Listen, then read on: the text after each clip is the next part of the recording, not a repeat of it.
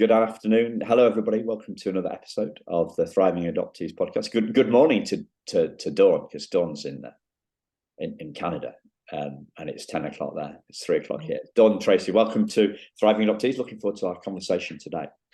Good morning, Simon. I am too. I'm really excited. Yeah. So, healing. It's one of those words that's bandied around, and I think we're really great at describing trauma, and we're less great at describing or defining healing. And to me, that's important, because if we don't really know what we're aiming at, then we haven't really got much chance of getting there. Now, I'm thinking of all that the small business stuff I used to do about, objectives mean to be smart, right? Specific, measurable, actionable, realistic, and time bound, right? Yeah. And that's just jargony stuff. But if we don't even really know what healing is, we don't feel like we don't define it. So what does it means very different things to different people. So what does it mean to you? Well, I've been thinking a lot about it since preparing or thinking about our connecting today, and really asking myself, what does healing mean for me? And I think for me, it's more of a feeling state than it is a goal per se. Like, I don't think there's like that, oh, I'm magically healed now. But I think it's more of a feeling of wholeness that, and I think it's an evolving process. So I think it's something that continues. Like, I don't think it's something that I would necessarily be finished. I think while I'm on this earth, I will be on some kind of healing journey. And for me, I think a lot of it has been about integrating and understanding how the experience of adoption has impacted me. And at every stage in my life, I think it's impacted me in really different ways. So, when I was a little girl, there was a lot of curiosity about what happened to those people that made me, and are they okay now? And so it was that kind of curiosity I had. Of course, there wasn't a lot of permission to actually give voice to those questions. So a lot of it was like secret thoughts that I kept to myself, in my inner life. And then when I got to be a teenager and a young adult, it was more around relationships. And as I was at the age that they were when I was born, there was lots of questions about, oh, wow, how could they have had that experience of having a child and not raising the child? And then, of course, as I moved into my adult life, became a mother, became a wife, now moving into middle age, there's other questions about family and the meaning of family. Lots of questions about generations and how do things that happen in earlier generations ripple through our family, and, reflecting on what are my kids, and hopefully if I have grandkids, what kinds of questions will they have about this adoption? Because I do think adoption really impacts, of course, the immediate people involved, but I also think it also impacts other ripples throughout both families, and the adoptive family and the original family. Yeah. So very interesting that when you talked about the curiosity as a young kid, the where you went was curiosity about them and are they okay? Mm-hmm. And some of the stuff that you talked about as a teen as well, it was also focused on them. Yes. And they'd missed out on this experience of raising you.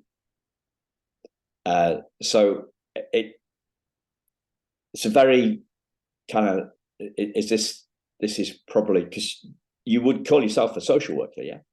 Oh, yes, I'm a social worker. Yeah. I've worked in child welfare most of my career. Yeah. I left child welfare about 10 years ago. Yeah. Yeah. So it seems that focus on others was kind of with you early on, right? Absolutely, it was. For as Yeah. long as I could remember, it was. Yeah. Yeah. Yeah. And yet you started off by talking about a feeling of wholeness, Mm-hmm. which is clearly more internally focused. So that feeling of wholeness to me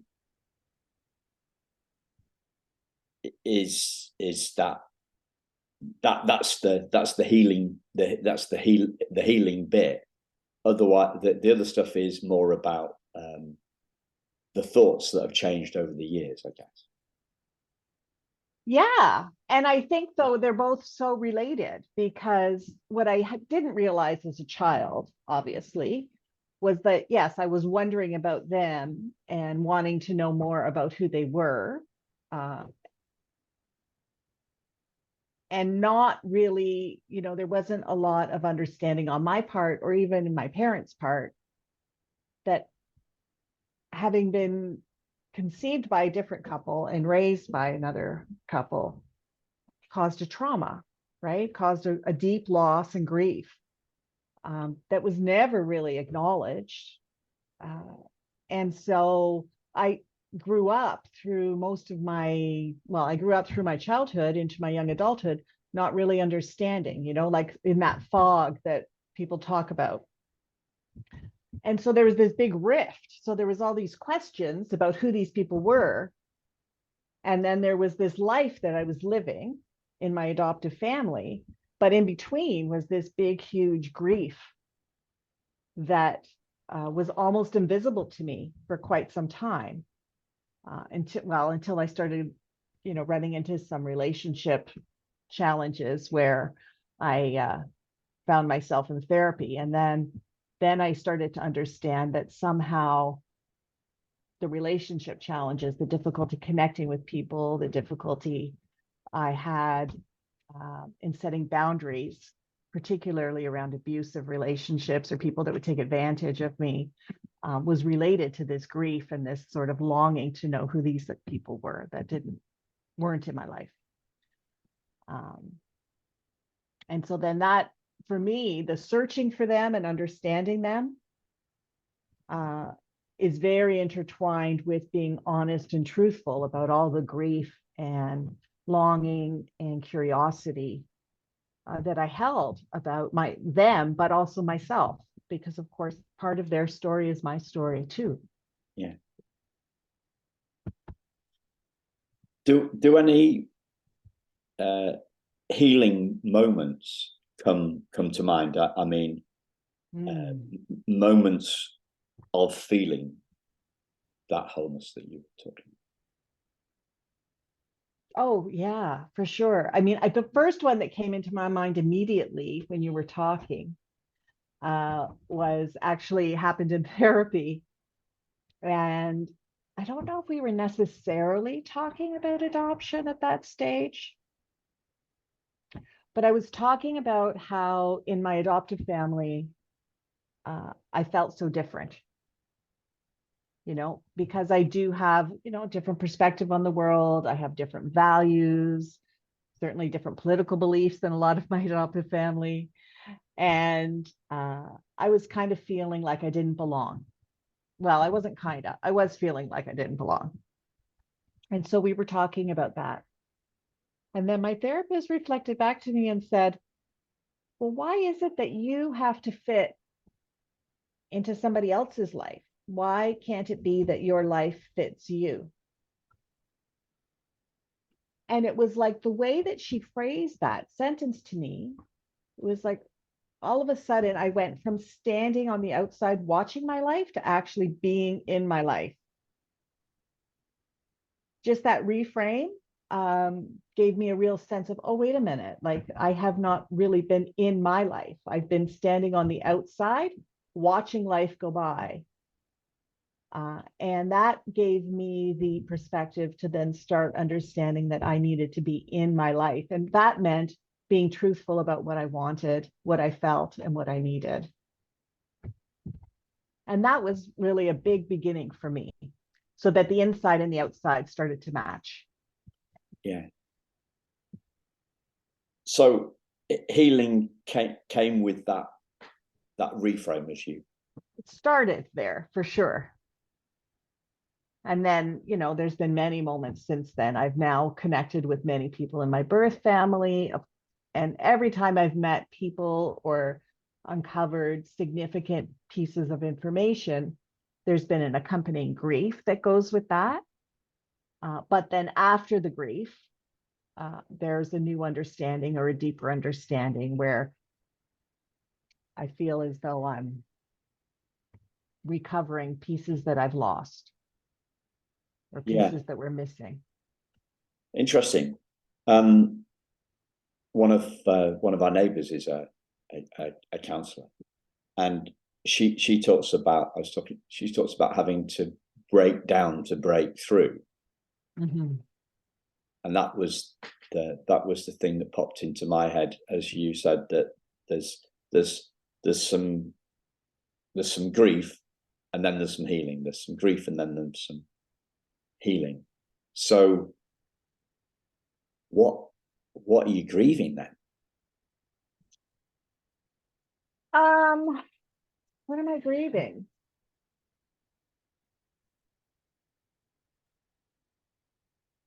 That's a really good question.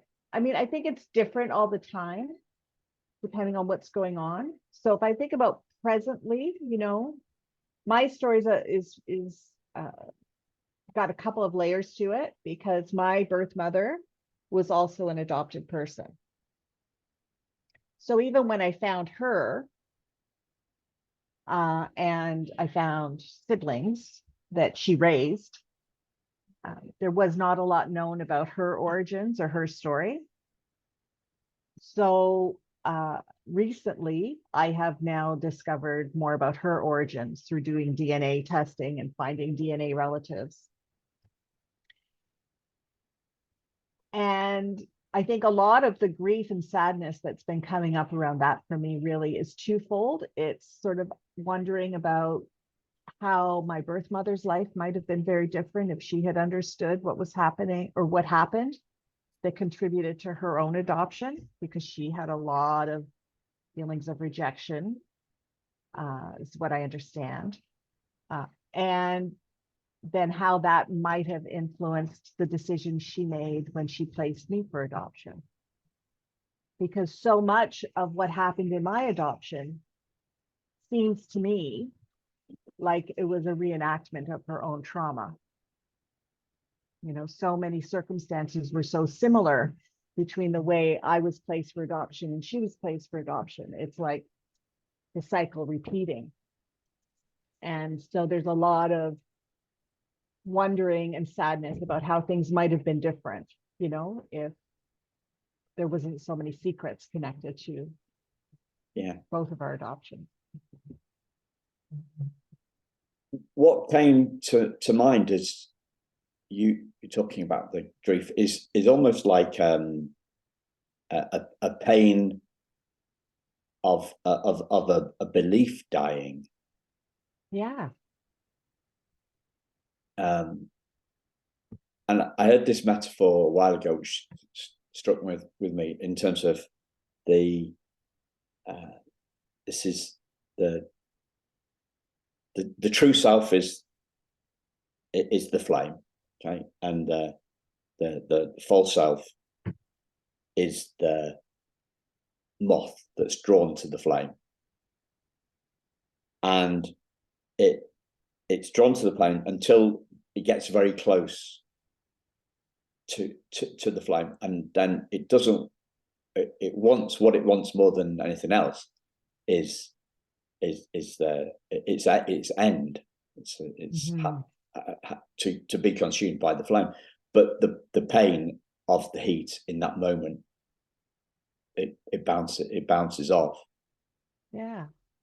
And the letting go. I mean, I don't know if it's true for every adopted person, but I think for many of us, it's hard to let go of some of those beliefs and things that we held as true, even if maybe they haven't necessarily been serving us. Sometimes we don't even realize, I think, that some of those beliefs were not serving us very well until we're confronted with a new truth. And yeah, I like that analogy is as we get closer to that flame of authenticity, we get caught into the flame, and there might be some discomfort of that as that dissipates. Yeah, something's coming to mind about an adoptee. I'm not going to mention their name. They went into a kind of belief busting class, should we call it, like a consciousness retreat, that sort of. And they shocked them, and it was hardish core. It wasn't gentle. It was gentle stuff. This was designed to shake everybody up, and it wasn't an adoptee only thing. It was open to everybody. And that person backed right out of the situation because they felt the pain of that belief being being lost. And it doesn't sound like you've done that, though. It sounds like you've kind of pushed on through the pain. I have, and I mean, I don't know why. I think maybe for me, there's something in my disposition. I maybe my curiosity is stronger than my fear. I also think for me, it's been so healing to have a yoga and meditation practice. And I think that has really helped me build some ways to tolerate discomfort without feeling as though, I'm going to disappear altogether. Because sometimes that's the fear. At least I remember early on in the journey, I remember having this fear of annihilation, right? That existential of, oh my God, I'm not going to exist, or maybe I shouldn't exist. And I think as I learned to tolerate that, and I mean, I've had a lot of therapy. Like, it's not like I've been doing this all on my own. I've had lots and lots of support and therapy. And yoga and meditation have also been huge tools to help me. Yeah, that annihilation, that's the moth's fear of itself dying. Yeah, it's fearing its death. I love the curiosity being bigger than the fear. Yeah. And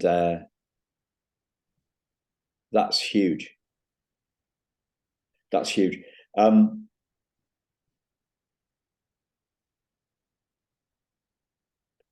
Because it's like for me, it's the beliefs that keep us stuck. Yeah. And we can't. Have you tried doing affirmations? Have you tried doing that?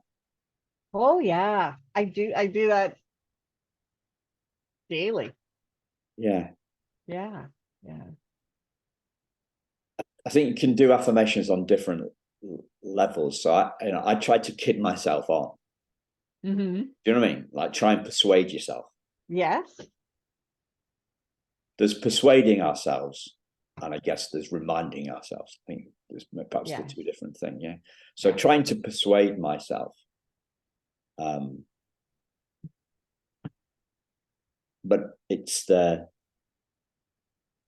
almost like it has to there's a breakdown to break through is a belief being busted. Like to me, it feels like a spontaneous thing, rather than something that's forced, right? So it's something that we see rather than something that we white knuckle through. I heard this. I heard somebody being interviewed, an adoptee being interviewed for a podcast of sometime last year, and they were saying that. So they asked the host, basically, how can I disbelieve what I believe? Yeah. So given all this truth about me, although that's true, how can it not be true?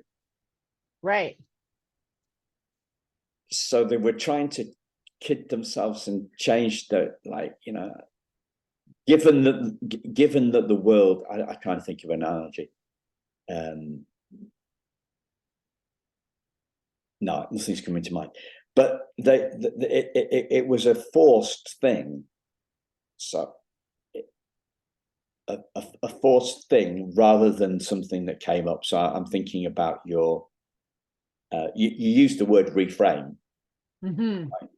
But it was something you didn't try and reframe it. So the therapist asked you a question that led to a reframing. Yes. Reframing. Yes. So it wasn't intentional on your part. It was seeing a truth, seeing a new truth. Well, it's what Oprah would always call those aha moments. Yeah. You know, sometimes you have those experiences in your life where all of a sudden this moment of grace comes on you and you're like, all of a sudden you see things totally different. Yeah. Yeah. Yeah. And I think, you know, when you talk about beliefs, I think sometimes they happen in an instant like that. And I think other times it's more, I think about it as like being a patient gardener. And sometimes you have to go into that overgrown garden and you have to patiently and very carefully pick out the pieces that don't belong there. And sometimes plants get intertwined with one another to the point where you don't even understand which is which. And so I think sometimes you have to do things very patiently, quietly, and mindfully. And repetitively. And repetitively, because it keeps coming back. Right? When I think about your affirmations or mantras or those things, right? That's what we're doing, isn't it? Is we're trying to maintain that garden so that those weeds don't get too overgrown. And then other times, you know, you pull that weed out and it never comes back. And yeah, so I think what happens, what I've come to see in adoption, and because I'm a social worker and I've spoke to so many people and heard about their stories, I've kind of understand that what happens in adoption is kind of a magnified version that happens for a lot of people in terms of having false beliefs about themselves and false identities. And I think what happens for us, because it's so literal, the experience is so literal of moving from one family, moving to a different family, having one identity, given a new identity, like legally, that it's a magnified experience of that. It's a magnified experience, and it's a pre-verbal experience. Yes. For a lot of us, you're right. It's pre-verbal, so we can't even speak about it. It's before we, and it's a forgotten experience.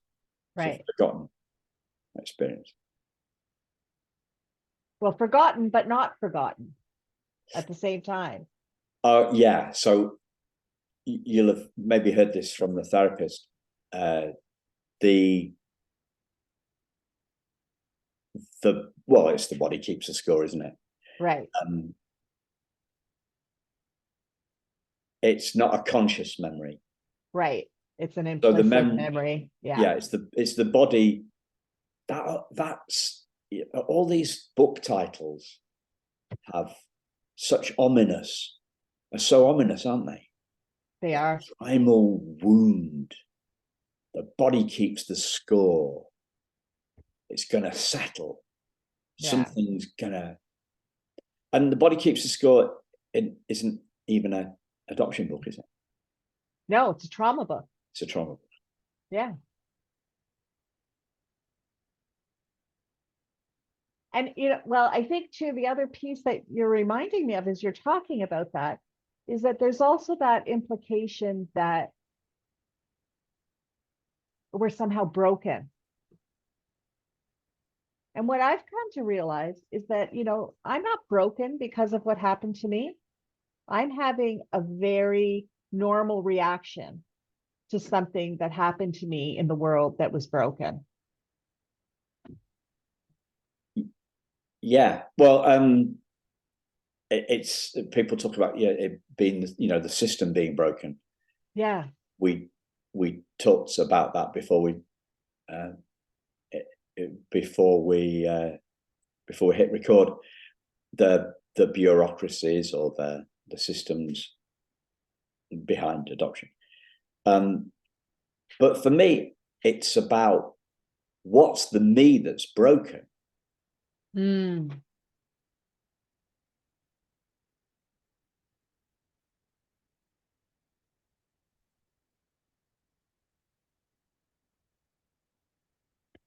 I'm not sure what you would say about that, because I would say, I don't know that you are broken.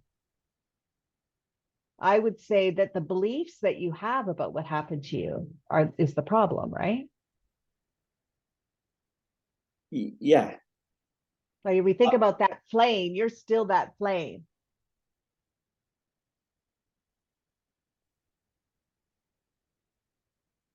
So if we stick with the flame analogy, can anything put that flame out? I don't think so. Can anything turn that flame down? Well, this is now a spirituality kind of conversation. Yes, that's why I went away. Yeah. And I don't believe that. I think things can happen that can cloud the flame, like dim the flame or cover the flame. Shades that go over the flame. Yes. But I don't think the flame can go out. So why are so many of us arguing then that the flame has been turned down? It's gone from, if it was a light bulb, right? Well, they measure it in lumens, don't they? They measure light in lumens. Okay, so if the flame, we're sticking with a flame, we're talking about a flame that's coming off the top of a candle, and we're saying, well, they call it candle power, don't they? There's something like that. So the measurement of brightness is in candle power, and the traditionally, and I think it's in lumens now. Yeah. So why are so many of us saying, I was 100 lumens, and adoption has reduced my flame strength to 10 lumens? What? Because that's what we're saying. That's what so many of us are saying, right? Yeah. Maybe it's because we're not nurturing that flame. I think it's because we feel like that. Yeah. It feels like that. Like if you ignore a fire or it can't, If it's not getting the fuel that it needs, it's not going to burn as brightly. Yeah. So we might blame might blame the reduction in candle power on being adopted. We might blame our adopted parents, yeah, for reducing our lighting power. Yeah. And we might even blame experiences that we had that led to the adoption on that. Like when I think about people that have experienced abuse and neglect, and, that certainly can also do that. So we might think that there's something wrong with the shape of the candle. Yeah. But what you're saying is that the candle power isn't reduced, it's just shaded. Or the potential of the candle power maybe isn't reduced. We feel that though, don't we? We do. We don't feel, you said feeling whole. Mm-hmm. So we don't feel if our innate light is 100 lumens, we don't feel that. We don't feel 100 lumens. We think we feel we feel or we believe, and everybody else is telling us. Everybody else is telling us that, right? Yes. Go on a Facebook group and say adoptees are running at full power, and they're going to say you're toxically positive, Simon and Dawn. You're toxic. You're toxically positive, and we're gonna cling. We're gonna cling to what we know because we believe our light has been diminished by the circumstances of our life. Well, and I think it does, we do experience that. And, we certainly, I did, I experienced feeling invisible and feeling not valued and feeling like I didn't matter. Yeah. Because my parents, they didn't understand, right? They did not understand that there was a loss or a pain for me because I was not being raised by the person that gave birth to me. They did not understand that. So you felt out of 100, how many? If your lumens are 100 lumens, what did you feel? What was your average feeling as a kid? 20, 30, 40, 10? Yeah, I mean, I think particularly once I got closer to adolescence, I would say definitely sort of hovering around 30 or 40, maybe even 20s in some places, sometimes in my life. Yeah. And I'm guessing that your parents saw your light as stronger than that. And so there's a mismatch between your feeling of life, your feeling of your life, and their feeling of your life. Yes, absolutely. And, I was fortunate to have some of those conversations with my adoptive mom before she passed on, as adults. And, she just never, she could only see me shining at 100. Yeah. She never saw that. Well, my mum does the same. Yeah, yeah. You mentioned the word grace. Mm-hmm. And for me, that's one of the kind of the enablers on the healing thing, because if we are, I came up with this a couple of weeks ago. I had this realization. I think that we're judging 70s parenting. Mm-hmm. We're judging 20th century parenting on 21st century knowledge. Yeah. And it isn't fair. That isn't giving our adoptive parents grace. Mm-hmm. So I don't know if I said this on the podcast or just in another conversation I had with an adoptee. Like, Nancy Verrier's book didn't come out until like 92 or 93. Right. And by that time, I was 25. Yeah. I was, what was I, 44? Yeah. So it's not fair to judge them. We have to give them grace. And then no, but then you've got this like right. I saw something on Facebook this morning, and it seemed to me to be about righteous anger. Mm.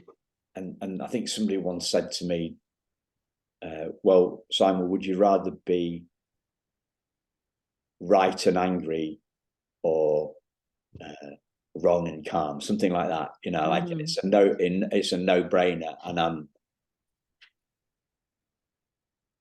a favorite mentor, a mentor of mine, one of my favorite statements of all time: we can't judge the picture when we're in the frame.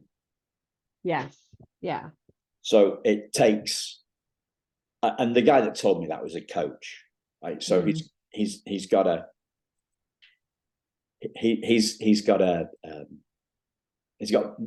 skin in the game, hasn't he?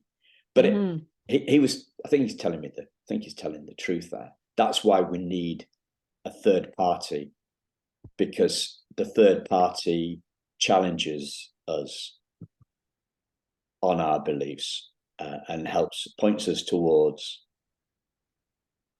the picture that we can't see because we're in the frame. Yeah. But anger is part of grief.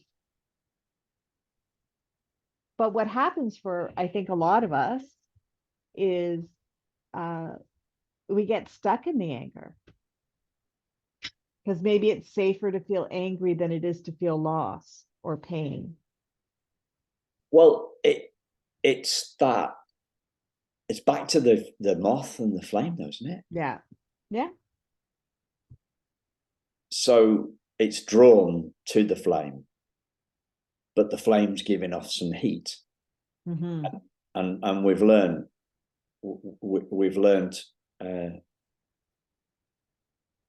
earlier in our lives that putting a hand on a hot stove will get burned. Yeah. Yeah. So, and I also think for some people, the level of pain and that they experienced in their adoptive home was pretty intense, right? Like my parents, I would say a lot of what happened around my understanding of adoption in my family was sort of out of their ignorance or lack of knowing, right? Not out of a lack of intention, right? They always intended to be really good parents to me and provide a good home to me. I'm not sure that's the case for everyone though, right, Simon? And you've probably met a lot of people too who've had some really, really difficult times in their adoptive homes after already having a difficult time. Yeah. That experience, that traumatic experience. Trauma. Yeah. But the trauma multiplies. There's the relinquishment trauma and the trauma whilst being raised. And I think probably it's a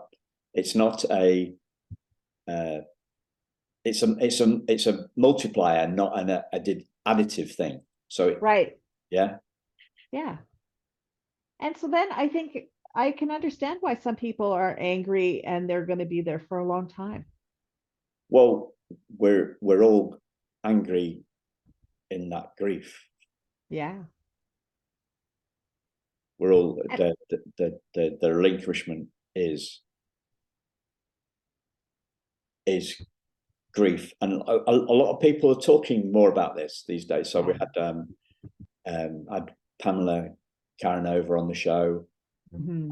I've had a few other different people on the show, and they're pointing us towards looking at grief. The closest thing to our stuff is grief. Absolutely. If we're looking at the relinquishment part of the equation, Right. so could be angry at the relinquishment, angry at being relinquished, and angry about how we were raised, and the two, that's going to feed into it, isn't it? That It anger. will feed into it. And, when you think about that relinquishment trauma, if we're talking about infant adoptions, right? And certainly for mine, it was an infant adoption. I think for you, it was an infant Yes. adoption. We experience the unthinkable loss, the loss of a parent, the unimaginable loss that most people don't ever want to think about, never mind as an infant, with like no ability internally to cope and manage that. And we're not thinking about it. No, we're just We're not thinking, we're just feeling. That's right. So we're experiencing how we expected the world to be, that this person that we grew in was going to take care of us is not here. And so then it's life and death. Because if a baby doesn't have their caregiver, then they're going to die. Yeah, but when we do this, we're putting all the cognition, we're putting all the thoughts in, and we're not doing that when I was 5 weeks old, and my birth mother, she had to relinquish me twice. Mm. So she gave me to a short-term fosterer, and then she had to collect me from that short-term fosterer and take me to the adoption agency. So she had to do it twice. Oh.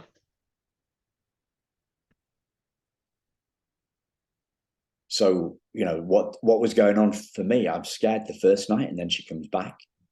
Yeah. She comes back. I don't know how many weeks I was with the short. So I was 5 weeks old when my mum and dad collected me from the adoption agency. So let's say I was with her for a week. Mm-hmm. Then the short-term foster care over took over for 4 weeks, and then she comes, picks me back up, and then she takes me, gives me away. So then I thought everything's back to normal, and then no, they've pulled the rug from underneath my feet.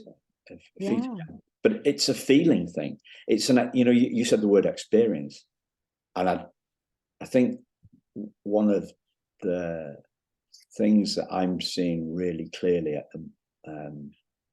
the moment that I've never seen is that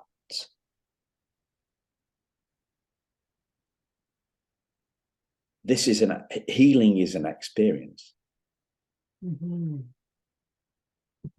Because the loss was an experience. It wasn't we didn't have thoughts. No, you're We right. didn't have words. You're right. We had to experience it. Yeah. Yeah. And I joked on a podcast the other day. So there's no point doing podcasts because this is we're having an intellectual conversation. Except maybe the experience of you and I talking to each We're other will be healing describing for each other. Yeah. We're getting as close. We're getting as close to it as we can. Yeah.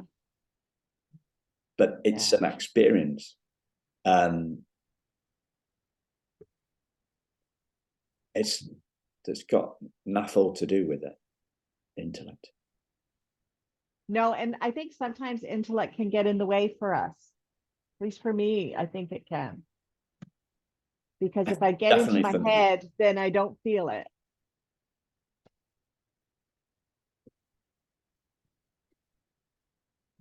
Yeah, Yeah. I have to remind myself to like, get into my body, feel my body, what's happening, what am I feeling in my body? yeah. I definitely have to Well, still do that. I don't know if I said this on another podcast again, or just another conversation I had off the podcast. My uh, my my therapist has banned me from intellectual stuff.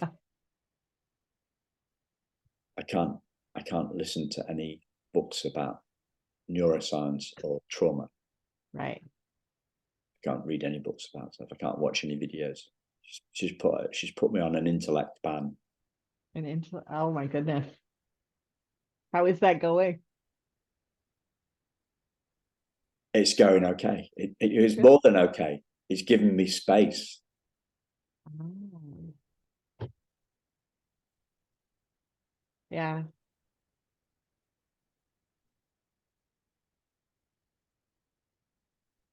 It's a different part of your brain, isn't it? It's a different part of being a human being when you're not living up in your intellect.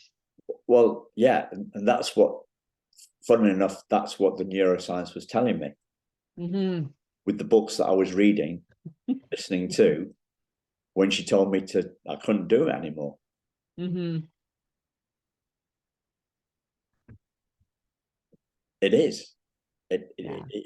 The inner critic that says that we're not good enough, Mm-hmm. which as adoptees do not have a monopoly on, clearly, is in our left brain. Yeah.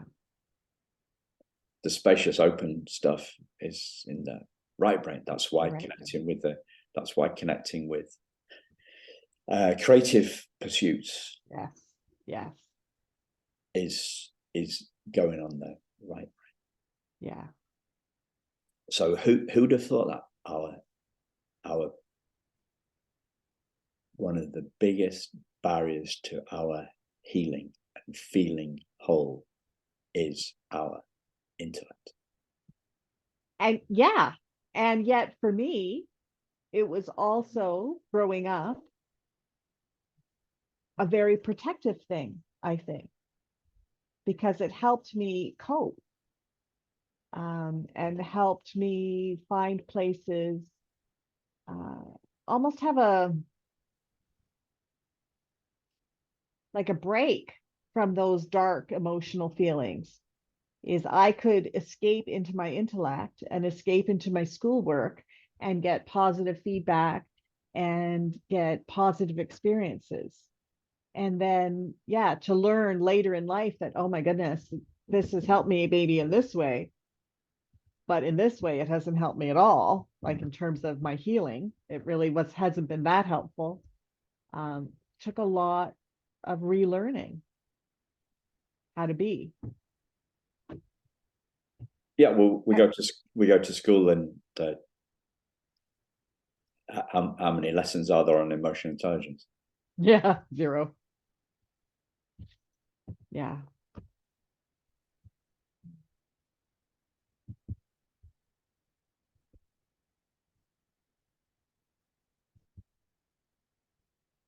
And I like what you said about experience, because when I first started thinking about this idea about healing, I thought to myself, I don't know that I can describe healing. I can only know when something feels healing to me. Well, yeah, and that's what you said. You said Is it? it's a feeling of wholeness. Yeah. Yeah. It's not a thinking of wholeness. It's a No. feeling of wholeness. Yeah. And I do think it's probably what Dan Siegel talks about when he talks about that integrated brain, you know, to get a little intellectual. I do think that's what he's describing when he talks about integrating, having a brain where the left side and right side are well connected, probably leads to that feeling of wholeness. But of course, I've never done a brain scan on myself, so I don't know that for sure. I just know I feel a lot better than I did 15 years ago. Yeah. So what about wholeness and spirituality? Because that's the essence, though, isn't it? Yeah. The Well, oneness. for me, it is. Yeah. For me, it's definitely. I'm talking non-religious spirituality. Yes, for me also, because I grew up in a Catholic family, but I would say that I'm not Catholic now. But yeah, for me, it's been very healing to connect with a spiritual belief and practice that feels right for me. And that reminds me of my flame, right? And that reminds me that there is more to me than just what happens in this body. And that that I am an individual expression of a larger energy. So I'm connected to everybody. We're all connected in some way. Isn't that wholeness? That is wholeness. Yeah. But there's the wholeness within, and then there's that wholeness within the larger world community, right?